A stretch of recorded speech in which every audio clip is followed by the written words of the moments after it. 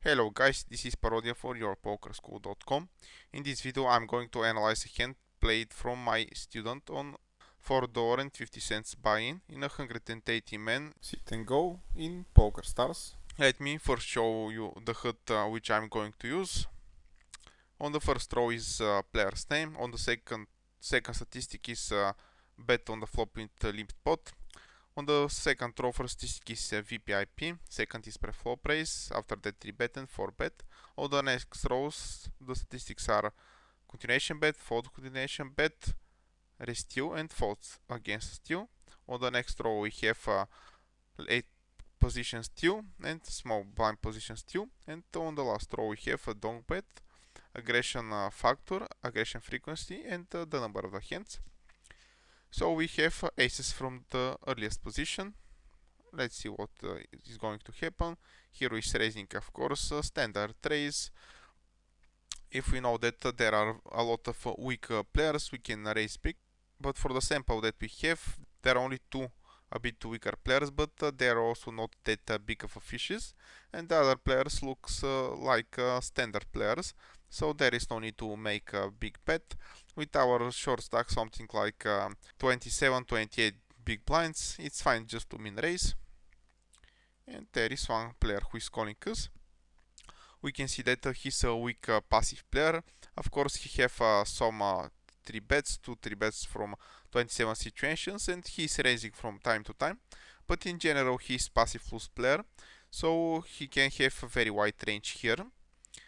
He can have everything, restricted connectors, small pocket pairs, aces, broadways, and etc. On this board, there are a bit of draws. This weak player can easily have something like 8-6, 8-5, etc. I don't like the idea of giving him a free card to outdraw us, to hit his draws, if he have also a flush draw, and etc. So it's best here to just bet. Continuation bet to something like 1,000 chips is fine. We can even make it a bit bigger against this fish to something like 1,200 chips. We can't make a very big bet here and push on the turn because our stack is just too big, and we should try to put our stack in the middle on the river. So one a bit bigger bet, one bet on the turn to something like half of the pot, and the river push would be fine. And here is betting fine. His bet size is good, as I said, against this weak player. On the turn, let's see what Hero is choosing to do. He's choosing to check. I'm sure he's going to check push here, but I don't like this option. I don't like it because we are giving villain opportunity to check behind and to hit his draws. If he have a flush draw, he have 8-6, 8-9, etc. He can easily check here and only play on the river if he hit. So we are giving him the opportunity to see a free river card, and if he miss, just to fold to our river bet for value. So I don't like this idea. We don't have that big sample, and we can't be sure that he's aggressive and he's going to bet almost every time when we check. That's why I prefer the bet here. Again, there is no need to make a very big bet. Bet to something like 2000, 2500 chips is fine. I don't like that much this card because the king is scary card, and if we don't have a 3, 5, 7, he can more easily fold here to this card, but we can do nothing.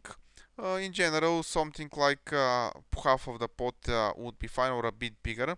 If the card was small, let's say deuce 4 or something like this, we can bet bigger, because if the card was small, let's say for example deuce, we can bet bigger, because it's not going to be a scary card for him, and it's almost not going to change anything, and we can bump the turn with a big bet.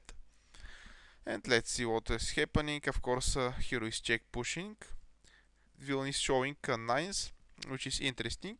I don't think he was going to fold nines to a turn bet for sure. Of course, sometimes he can fall to the river, but it's not very common. When a villain is betting the turn and calling a push to call turn and tend to fall on the river, because our turn check push is much stronger than a bet turn and push river. Of course, sometimes we can play a draw this way, but it's not going to be that common. I hope you like this video, guys. I'm awaiting your feedback in the commentary section.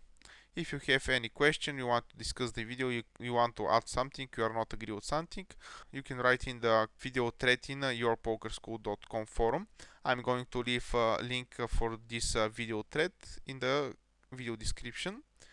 This was Parodia for YourPokerSchool.com. Bye guys, and good luck on the tables.